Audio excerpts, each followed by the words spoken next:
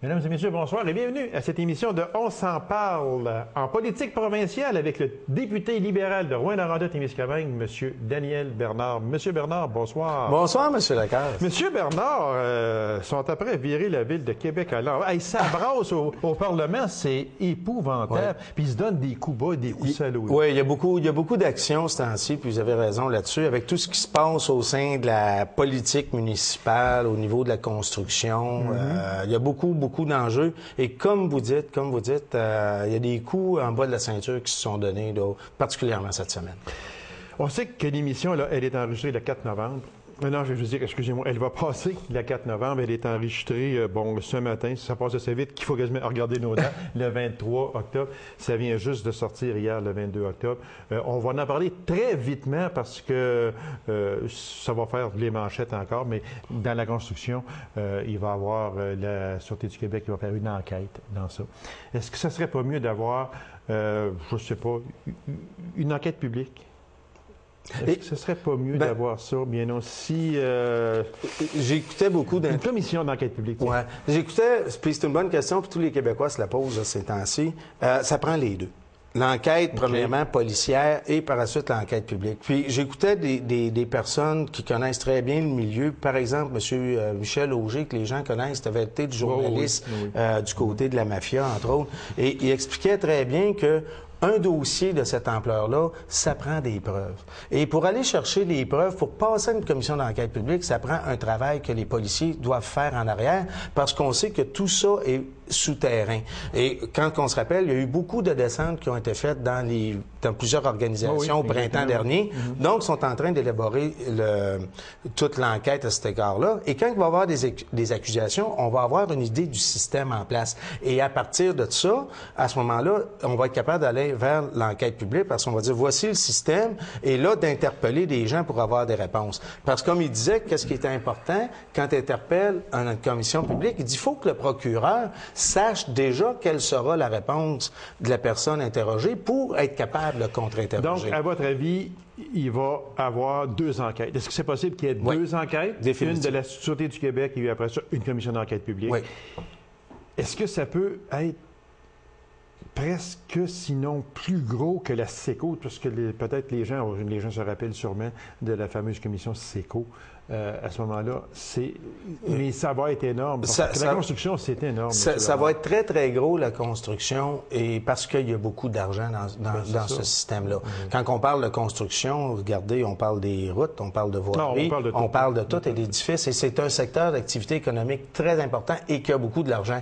Et à petite échelle, quand on parle du travail au noir, on sait que c'est beaucoup dans la construction, des personnes qui paient des personnes au noir. Mais une chose qui est importante, M. Lacasse, vous avez raison là-dessus, on regarde, le gouvernement est obligé de mettre un escouade spécial contre les cols blancs, les criminels à cravate. Les criminels à cravate. OK? Donc, on voit qu'à ce niveau-là, on avait un problème. Et là, maintenant, le gouvernement, comme vous dites, hier, ils ont mis en place une nouvelle escouade qui va être similaire à Carcajou pour le secteur de la construction. Il y a des choses à changer. Qui va s'appeler Marteau, je pense. Exactement. Il y a des choses à changer au Québec et les gens s'attendent à ce que les choses. Les gens s'attendent et veulent avoir aussi des changements. Donc, tout ce qui est important, comme vous dites, premièrement, une étape policière pour cerner les principaux coupables. Puis par la suite, à partir avec une enquête publique, on va être capable de mettre en place des balises, de rechanger les réglementations, les lois, etc., pour plus que ces choses-là se passent. Monsieur Bernard, on va passer, si vous me permettez, à un mythe à détruire et vous me direz ce que vous en pensez, OK? On dit un mythe à détruire, ça c'est selon Daniel Audette, qui est vice-président du Conseil du patronat, qui dit que le déficit est dû à la pire crise économique en 70 ans. Ça, c'est M. Charest qui dit ça, OK? Lui, il dit que c'est faux, complètement faux. La récession a été et est moins importante que les deux dernières qu'on a eues en 82 et en 91. On dit que la dette est due à un niveau de vie trop élevé pour nos moyens. On s'en prend toujours à la crise économique de 2009, mais seulement qu'apparemment, ce que M. Audette dit, que celle de 82 et 91 a été pire, ces deux crises-là ont été pires. Est-ce que l'État est rendu trop gros? Bien, regardez, le débat, moi, je pense, il y a Il y a une partie de vérité dans les deux. La solution se passe, puis effectivement, elle touche les deux aspects. Premièrement, il y a un ralentissement économique, c'est certain, il est là, on l'observe, les revenus de l'État ont baissé. Et pour maintenir, le gouvernement a fait son rôle, c'est-à-dire injecter de l'argent dans l'économie d'un. Mais l'autre chose, et la question se pose constamment, à savoir, qu'est-ce qu'on veut comme société? Et la société actuellement, les choix que les Québécois ont fait, quand on regarde, on a beaucoup de programmes sociaux qui sont pas présents dans les autres provinces et il faut les payer, ces programmes-là. Quand on parle d'assurance médicaments, quand on parle de l'assurance parentale, entre autres, notre réseau de santé, il faut le payer, ça. Et on a fait ce choix-là de le faire, de le vouloir, et effectivement, cela met une pression importante sur les finances publiques. Et dans ce cas-là, c'est M. Audet, oui, il a effectivement raison, mais c'est un choix de société. Et à ce moment-là, et le débat de l'ADQ, entre autres, a toujours été de sabrer dans les dépenses publiques, oui. OK, puis de gérer le budget et de rabaisser le budget pour plus qu'il y ait de déficit et réduire la dette. Mais à ce moment-là, c'est le débat qui est à l'extrême de l'autre côté. À l'autre côté, tu as Québec solidaire qui, lui, voudrait que le gouvernement en mette encore plus dans le système pour faire payer les riches, etc. Ouais, donc, il y a une position... Ouais, mais on a toute la gamme des débats. Donc, qu'est-ce que les gens nous demandent? S'ils nous demandent des services sociaux et autres. Et la fonction publique est importante. Oui. Le nombre de salariés et autres, c'est 60 Ça, là, je veux en venir à ça, M. Bernard, parce que quand on regarde, le gouvernement va avoir une négociation excessivement difficile, partir de... Donner de là, actuellement, mais que ça va s'accentuer sûrement à compter de 2010. La fonction publique et parapublique, 450 000 ou à peu près fonctionnaires à ce niveau-là, qui demandent, ça c'est 30 milliards que ça coûte là, au Trésor pour... 60 du budget 60%, sont des salaires. Exactement. Et puis, les employés de l'État demandent 11,5 en 3 ans, ce qui représenterait une hausse de 3,2 milliards, exact. Ajouté sur le 30 milliards. C'est beaucoup. Apparemment, les offres qui pourraient être, ce serait 0 la première année, 0,5 la deuxième et 0,5 pour la troisième année. Ce n'est pas énorme, mais est-ce que notre fonction publique est trop... Elle est trop grosse, disons? Non. Moi, je ne crois pas que la fonction publique est trop grosse. Puis je vais vous dire pourquoi. OK? Le rôle du gouvernement et ses principaux ministères, ce sont des ministères de service. Premièrement, quand on regarde, entre autres, le plus important, c'est la santé. Puis déjà, on dit qu'il n'y a pas assez de médecins. Donc, on voit... Non, ça, il en manque. Okay. En santé, infirmière, etc. Il en manque. Donc, ça, c'est un ministère de service. Le ministère d'Éducation, c'est un ministère de service. Ce sont des professeurs, des directions d'école, etc. Après ça, le troisième plus gros ministère, c'est tout celui Emploi et Solidarité sociale, qui est un autre ministère de service. Ces trois ministères-là, à eux seuls, c'est environ 80 de tout le budget de la province. Et c'est le rôle, les missions fondamentales de l'État. Là où ce qu'il faut, comme je vous disais, à ce moment-là, où il faut regarder, c'est d'autres programmes. Ce sont d'autres programmes qu'on met en place qui sont périphériques à ça. Quand on pense l'assurance maladie, quand on pense l'assurance parentale, quand on prend l'assurance médicaments, OK, c'est des choix qu'on fait et eux, ils ont un impact important. Les garderies, c'est un impact important. Ce sont des programmes qui se sont mis en place et mettent une pression énorme. C'est un choix de société qu'on a fait et c'est pour ça que si on l'assume et on veut les maintenir, c'est là qu'il faut aller chercher des revenus connexes et c'est là que le choix de notre gouvernement, notre vision, c'est de développer l'hydroélectricité, mettre des barrages, puis profiter des coûts d'énergie et de l'exportation. On va en parler, M. Bernard, si vous me permettez, de Hydro-Québec. Hydro-Québec veut des hausses de tarifs. D'abord, le gouvernement ne veut pas toucher aux impôts au départ. Donc, si on ne touche pas aux impôts, on s'en va vers un déficit d'environ 3,9 à 4,5 milliards pour cette année. On parle de 11 à 12 milliards d'ici 2013. On ne veut pas toucher aux impôts, mais par contre, Hydro-Québec veut des hausses. Les tarifs de Hydro-Québec ce serait de 7,9 % d'ici 2013. On parle de hausse. Et déjà, Hydro-Québec a augmenté de 18 % ses tarifs depuis 5 ans. Alors, ça fait des hausses vraiment extraordinaires. À l'intérieur de ce laps de temps-là, M. Bernard, c'est que d'ici 2013, on veut 7,9 % d'augmentation des tarifs. Hydro-Québec prévoit engendrer des bénéfices nets de 8,6 milliards à l'intérieur de ce laps de temps-là. Hydro-Québec a pelleté ça dans la cour du gouvernement en disant on va laisser au gouvernement le choix de vous imposer des tarifs, des hausses de tarifs de 7,9 %. Si ça vient à la Chambre, cette chose-là, à l'Assemblée nationale... Il y a deux choses différentes là-dessus, excusez-moi, M. Lacasse, parce que les tarifs qui sont demandés actuellement, le 7,9 %, c'est la Régie de l'énergie qui va baliser ça. C'est pas... Donc ça, c'est dans la Régie de l'énergie. Non, c'est... Mais il y a... M. Bernard, je trouve ça ridicule. Non, on vient de faire... Une des choses qu'on a faites, puis qui est important de le faire, vous parlez de hausse. Il faut, quand on parle de hausse en termes de pourcentage, il faut toujours regarder de où ce qu'on part.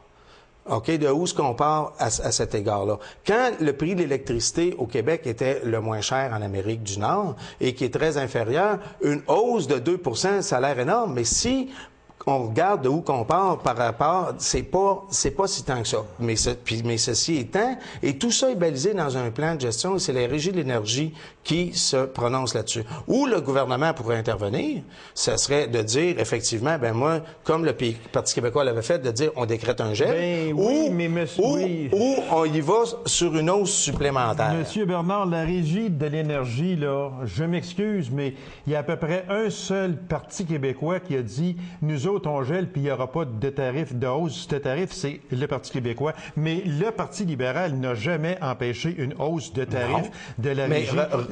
Regardez l'aberration, je suis content que vous en parlez. Regardez l'aberration, c'est le Parti québécois qui a mis en place la Régie de l'énergie pour faire ce travail-là. Exactement. Et dès le moment qu'elle l'a fait, elle a décrété un gel. Oui. OK, donc elle a mis en place un organisme indépendant pour veiller à la gestion des coûts d'énergie et en même temps, elle décrète un gel.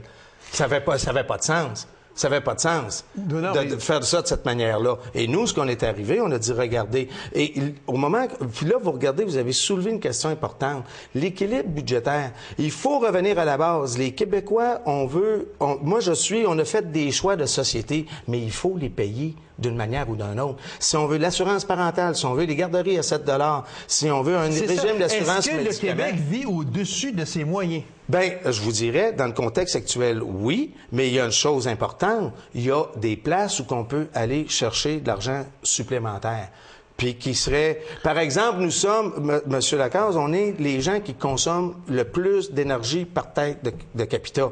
Nous sommes les gens qui consomment le plus d'eau par tête de capita. Pourquoi? Parce que c'est gratuit. Et il faut se sensibiliser à tous les points de vue à cet égard-là. Et le choix qu'on a fait, notre gouvernement, que certains critiquent, c'est de construire des barrages pour faire de l'exportation et aller chercher de l'argent ailleurs pour venir maintenir là, vous venez système. de toucher un point, M. Bernard, que justement, j'avais aussi que dans mes questions, on se rejoint sur cette... Puis il faut dire que M. Bernard n'est pas au courant de mes questions. Jamais.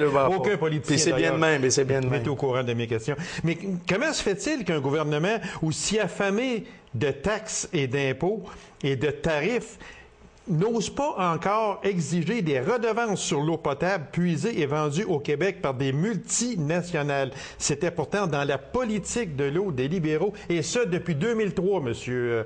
Bernard. Pourquoi on a encore stagné là-dedans? On n'a rien fait encore. Je pourrais pas vous donner la réponse en toute franchise là-dessus, mais moi, je suis un de ceux qui a tout le temps dit il faut effectivement s'assurer que, surtout l'eau qui est exportée, qu'il y a une redevance. Mais une chose qui est importante à rappeler, l'eau exportée actuellement de la province, en termes de pourcentage, c'est moins de 1 % de toute l'eau consommée au Québec actuellement. Quand je dis consommée, qui est tirée de la capacité, les exportations, c'est moins de 1 %. Donc, même si on mettait une redevance sur l'eau exportée demain matin, ça ne changerait pas le portrait énormément à cet égard-là. Mais toutefois, il faut le faire. Mais c'était dans la politique de M. Charest. Définitivement. Je me souviens très bien en 2003, lors de la campagne électorale de M. Charest. J'ai été un de ceux, M. Lacaze, qui l'a réclamé à cet égard-là. Comme cette semaine, par exemple, j'ai j'ai mentionné dans les médias que moi, je voulais m'assurer que le gouvernement va le faire éventuellement, puis le fédéral le font, que nos ressources naturelles passent pas sous le contrôle de sociétés d'États étrangères.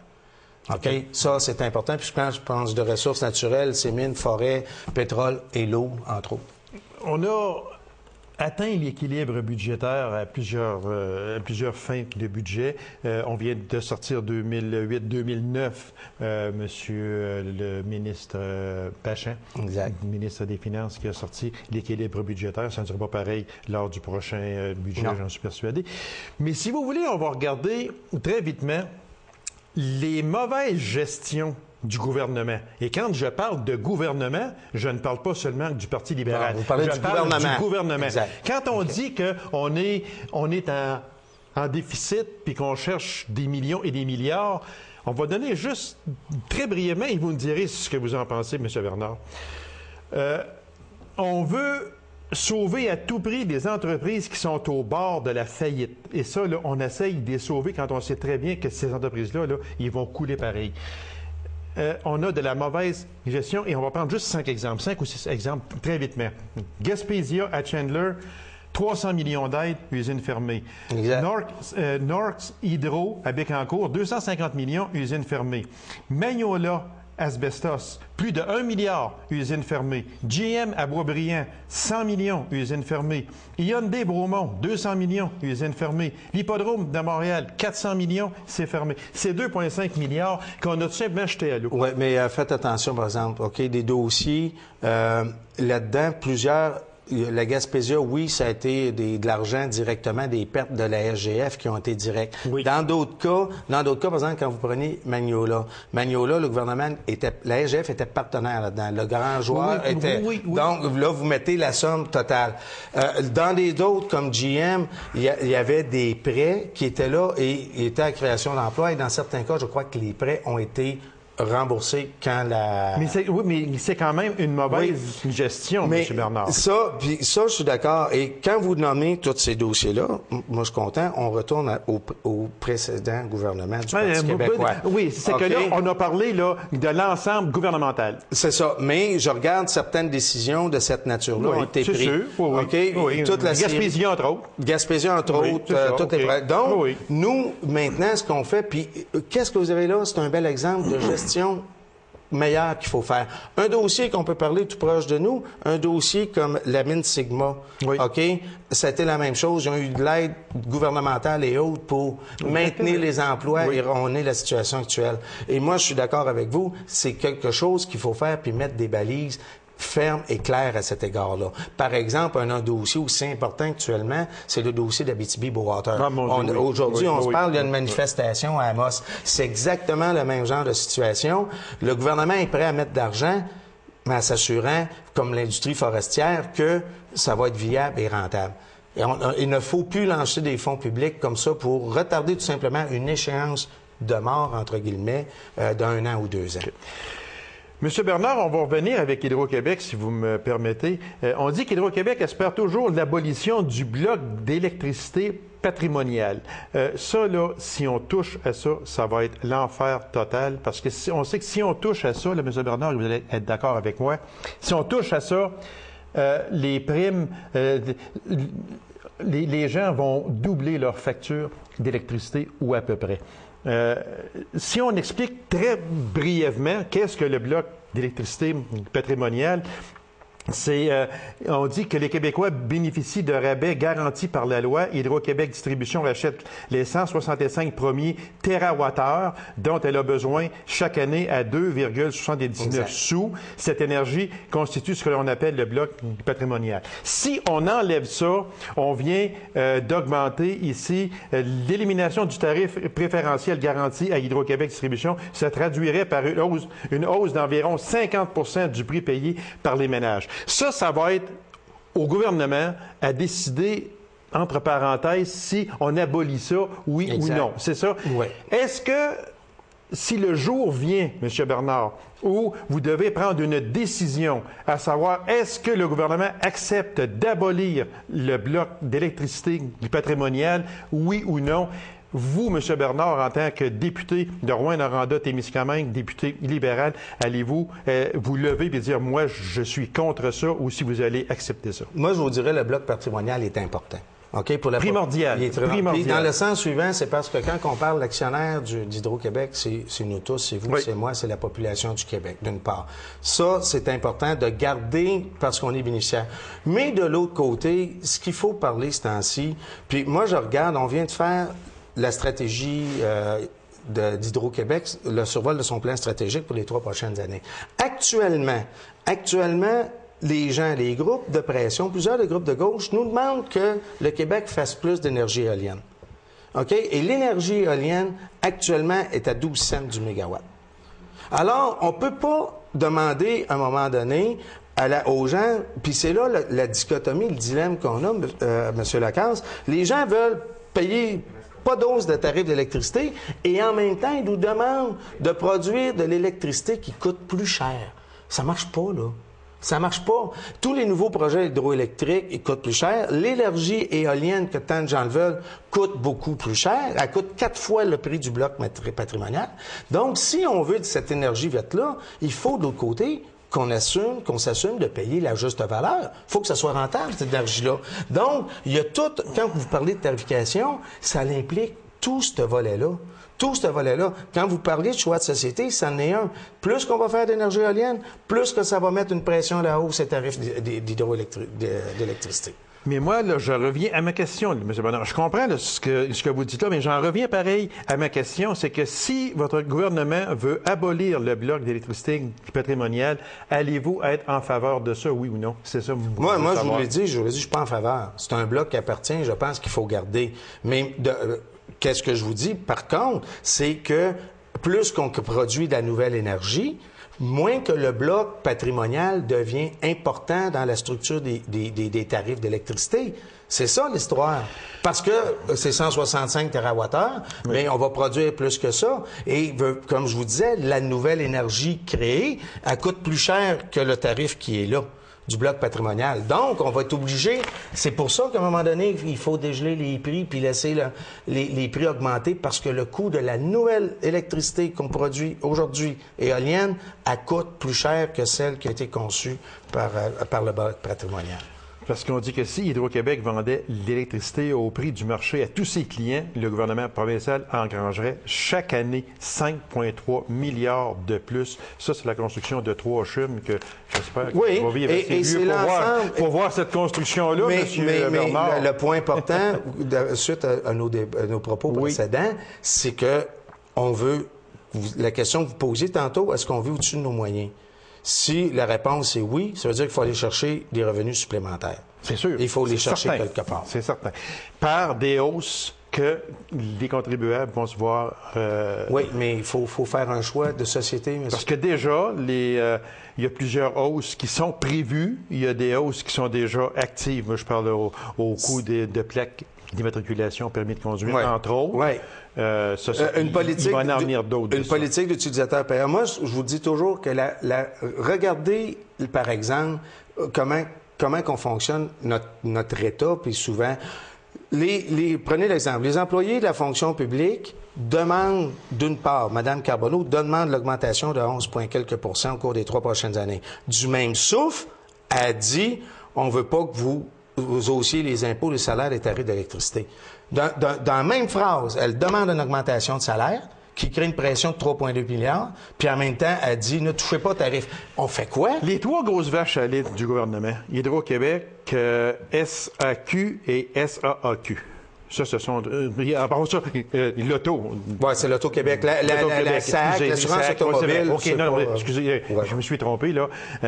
On y va avec ces 3 grosses vaches à lait-là. Ce sont des revenus de plusieurs centaines de millions, ça, au gouvernement. Pourquoi qu'on ne touche pas à eux autres? Eux autres, il faudrait... Les casinos. On va prendre casino, OK? Ça, c'est une vache à lait énorme pour le gouvernement. Lui, qu'on aille imposer des surplus dans les casinos, moi, j'ai absolument rien contre ça. Tu veux jouer, tu paieras pour. Oui, mais ça manque. Par contre, si tu veux allumer une lumière, c'est pas la même chose. Oui, là. mais revenez... Il faut tailler le moyen de l'allumer, cette lumière-là. Mais regardez, c'est là la question. Quand on cible des clientèles cible, comme ça, par exemple, quand on pense aux fumeurs, etc., Oui. on cible une gang, mais un groupe particulier. Mais quand on regarde le fonctionnement, la consommation en général de la société, c'est tout le monde qui consomme. Et comme je vous disais tantôt, nous sommes l'endroit où, par tête de pipe, par personne, on consomme le plus d'électricité. Comment de fois on voit encore des gens, quand les maisons sont vides et que toutes les lumières sont allumées. Et ça, c'est le travail. Oui, ça, c'est sûr qu'il y a un travail à faire. Oui, ça, je suis bien d'accord avec vous. D'où un changement de mentalité et d'où aussi, qu'est-ce qu'on appelle l'efficacité énergétique, de mieux isoler nos maisons, etc. Il faut travailler sur tous les tableaux. Et encore une fois, le consommateur doit être conscient du coût de sa consommation. Hier, il est sorti sur nos fils de presse, M. Bernard, que Mme Monique Gagnon... Mme Monique... Jérôme Forget. Non, Mme... Gagnon-Tremblay. Gagnon-Tremblay. Oui, excusez-moi. Les deux Moniques. C'est ça, les deux Moniques. Présidente du Conseil du Trésor. Elle a donné une belle jambette à Mme Monique Jérôme Forget, qui était au même poste qu'elle antérieurement, lorsqu'elle a dit que les PPP, on met ça de côté. On va former autre chose à la place. Alors, vous en pensez quoi, vous? Ben moi, je vous dirais personnellement, je pense que les PPP avaient du bon dans certains types de construction, par exemple des routes, etc., ou des ponts. Et des exemples se font ailleurs à cet égard-là, mais dans des dossiers complexes, j'ai jamais été personnellement convaincu. Et qu'est-ce qu'on s'est rendu compte actuellement, entre autres, avec la crise financière qu'on a prévue, le capital est beaucoup plus difficile à aller chercher, même pour les privés. Donc, avec qu'est-ce qui se passe actuellement dans l'environnement économique, l'environnement financier, les PPP de grande envergure devenaient impossibles. Et il fallait revenir à des méthodes traditionnelles et objectivement, c'est peut-être une bonne chose. C'est peut-être une bonne chose, mais encore, là, il y a un petit lien avec toute la construction. Oui, exactement. Monsieur Bernard, dernière question, parce que le temps file très vite, il reste une minute. 2 priorités en région, usine de Temlam à Ville-Marie, puis agrandissement du centre de santé et des services sociaux du Lac-Témiscamingue. Ça, oui. C'est 2 gros dossiers. 2 gros dossiers pour moi, puis si les gens se rappellent, campagne électorale, entre autres, j'avais invité le ministre Bolduc à venir au Témiscamingue pour justement venir constater l'état du centre de santé à Ville-Marie, et il en a fait une priorité. Le dossier déposé déjà est au ministère, et le ministre, je peux vous dire qu'il met les pressions, les attentes. Moi, j'espère le dossier, dans le prochain plan triennal, devrait être annoncé. Le dossier de Temlam, c'est un dossier important. À ce moment-ci, il y a eu quelques petites embûches à ce moment-ci qu'on se parle en octobre, mais il y a également le dossier de relance de Temlam à Amos. Les deux sont un peu associés ensemble. Mais ce sont des dossiers importants. La foresterie, d'étapes importantes cet automne, l'agriculture. Écoutez, il y aurait beaucoup de sujets. Merci beaucoup, M. Bernard. Les gens vont dire, il n'a pas parlé de la grippe H1N1. Non, regarde, je pense que tout est j'ai donné la main. En plus de ça. M. Bernard, merci infiniment, puis on se revoit en 2010. Ça fait plaisir, M. Lacasse, puis bonjour à tous vos auditeurs et auditrices. Merci beaucoup. Mesdames et messieurs, merci d'avoir été là. On se donne rendez-vous à une prochaine émission de On s'en parle. Bonsoir et bonne semaine.